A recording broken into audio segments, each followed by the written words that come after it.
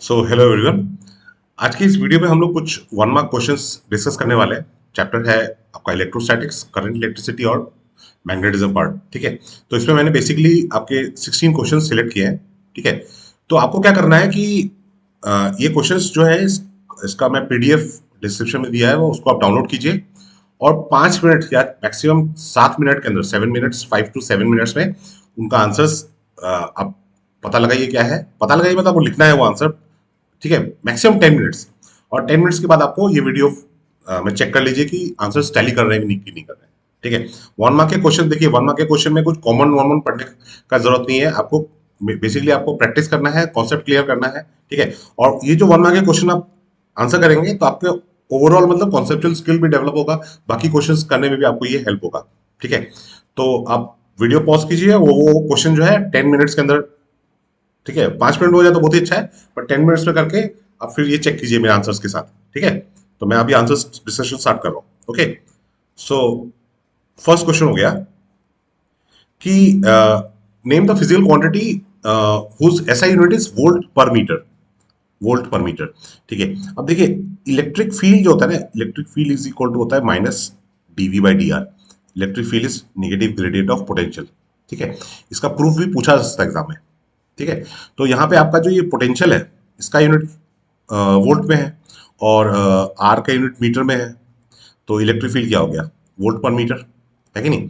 Electric field हो गया volt per metre. Okay, सो यहाँ पे जो क्वांटिटी, फिजिकल क्वांटिटी बोला है वो तो इलेक्ट्रिक फील्ड हो गया। और is it a scalar quantity और वेक्टर क्वांटिटी? तो electric field obviously it is a vector quantity. ठीक है, हमेशा याद रखना कि जो इलेक्ट्रिक फील्ड है ना वो तो वेक्टर है। ठीक है, बट जो पोटेंशियल है वो एक स्केलर क्वांटिटी है। ठीक है, ये जो है ये वेक्टर है, इलेक्ट्रिक फील्ड वेक्टर क्वांटिटी, और जो पोटेंशियल है वो एक स्केलर क्वांटिटी है। ठीक है, अच्छा उसके बाद आ गए हम लोग नेक्स्ट क्वेश्चन पे। Two charges repel each other with force F when placed in water of dielectric constant 81। ठीक है, बेसिकली मतलब ये जो फोर्स है ये फोर्स इन मीडियम है। ठीक है, what will be the force between them when placed in same distance apart in air? Air मतलब इसको मास ऑफ वैक्यूम, तो एफ वी। ठीक है, डाइलेक्ट्रिक कांस्टेंट के दिया हुआ है, तो हमको पता है जो डाइलेक्ट्रिक कांस्टेंट होता है के, वो क्या होता है? के किसके साथ रिलेटेड है? Force in vacuum divide by force in medium. Force in vacuum divide by force in medium, तो इसका मतलब फोर्स इन वैक्यूम क्या हो जाएगा? के times force in medium. Force in medium मतलब हमारा एफ दिया हुआ है, तो फोर्स इन वैक्यूम क्या हो जाएगा? 81 टाइम्स एफ। ठीक है, how does the energy of a dipole change when it is rotated from stable equilibrium to unstable equilibrium in uniform electric field? देखिए जो पोटेंशियल एनर्जी का फॉर्मूला था वो था U is equal to minus PE cos theta, cos theta. ठीक है, तो यहाँ पे पोटेंशियल एनर्जी मैक्सिमम कब होता है? When theta is equal to 180 degree, तो उस केस में ये प्लस पीई होगा। ठीक है, और पोटेंशियल एनर्जी मिनिमम कब होगा? जब थीटा इक्वल टू 0 डिग्री होगा, तब ये माइनस पीई हो जाएगा। ठीक है, तो ये जो मैक्सिमम एनर्जी है, मैक्सिमम पोटेंशियल एनर्जी, वो होता है पोजीशन ऑफ अनस्टेबल इक्विलिब्रियम। ठीक है, और मिनिमम मतलब स्टेबल इक्विलिब्रियम। ऑब्वियसली स्टेबल मतलब मिनिमम एनर्जी। तो आप अनस्टेबल से स्टेबल आ रहे हो तो ऑब्वियसली क्या एनर्जी क्या हो रहा है? एनर्जी तो डिक्रीज ही हो रहा है, क्योंकि प्लस पी से माइनस पी जा रहे हो। ठीक है, इतना कुछ लिखना नहीं है आपको, बस लिखना है कि एनर्जी यहाँ पे डिक्रीज होगा। ठीक है, but this is the actual concept. ठीक है, फिर आ गया question number 4। Electron and proton are release from rest in uniform electrostatic field. ठीक है, इलेक्ट्रिक फील्ड मान लेते हैं ई है, तो which of them have larger acceleration? अब देखो acceleration is equal to force by mass. क्यों? न्यूटन बाबा की जय, F equal to m a. तो फोर्स बाय मास मतलब फोर्स हो गया क्यू ई बाई एम। ठीक है, अब यहाँ पे देखो charge of electric field same है, ई सेम है और क्यू भी सेम है, तो ऊपर का जो क्वांटिटी है तो सेम हो गया दोनों के लिए, इलेक्ट्रॉन और प्रोटॉन के लिए। तो इसका मतलब एक्सेलरेशन जो होगा वो इनवर्सली प्रोपोर्शनल टू मास होगा। अब हमको पता है कि मास ऑफ प्रोटॉन जो होता है ना वो greater then mass of electron होता है, तो इसका मतलब क्या होगा? एक्सेलरेशन ऑफ प्रोटॉन जो होगा एक्सेलरेशन ऑफ इलेक्ट्रॉन से कम होगा।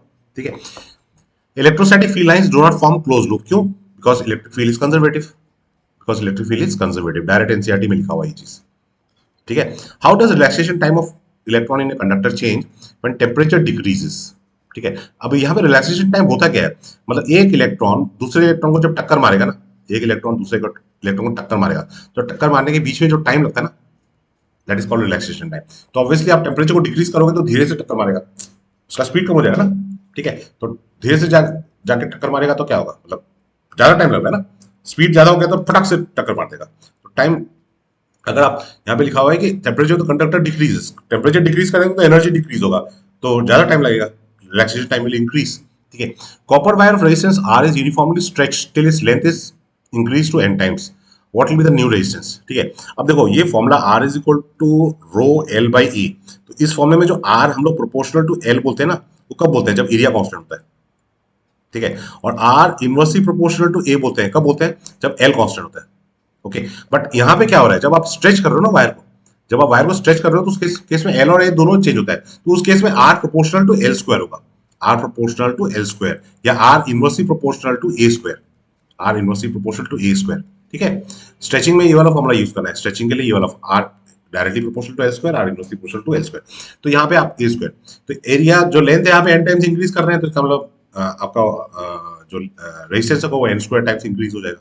ठीक है, when does the terminal voltage of a cell becomes greater than EMF less than EMF। ठीक है, देखो जो EMF होता है वो हम लोग जो लिखते हैं ना, E is equal to V plus I R, ये होता है डिस्चार्जिंग में। डिस्चार्जिंग, डिस्चार्जिंग मतलब क्या है, जब आप सेल से करंट ले रहे हो।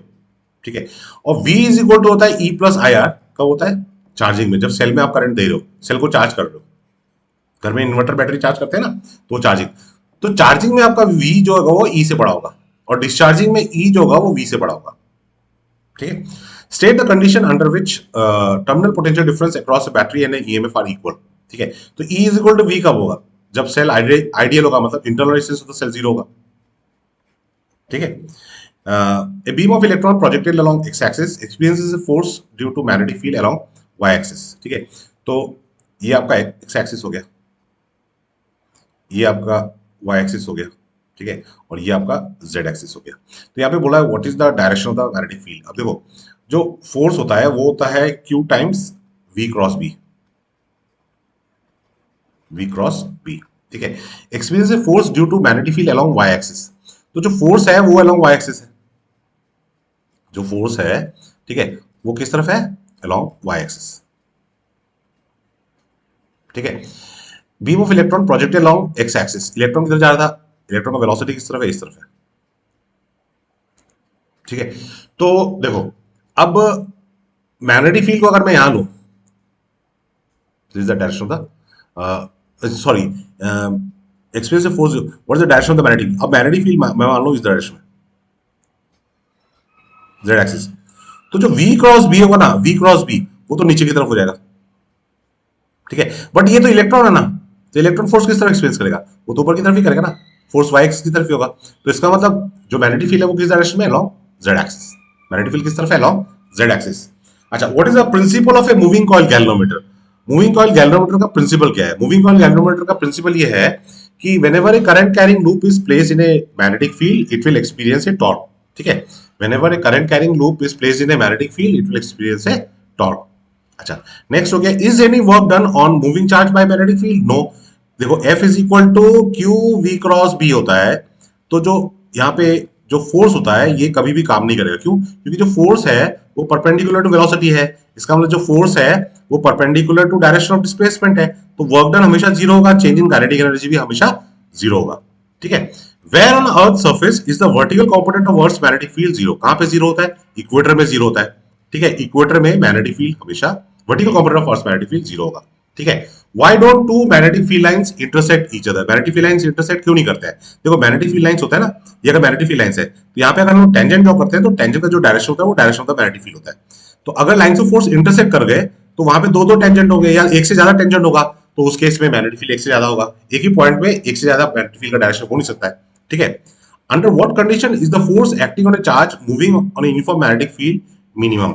अब F is equal to q v cross b होता है, F is equal to q v cross b होता है। ठीक है, तो फोर्स कब मिनिमम होगा, जब theta is equal to 0 degree होगा या theta is equal to 180 degree होगा। थीटा मतलब क्या है, देखो थीटा मतलब यहाँ पे F is equal to q v b sine theta होगा ना।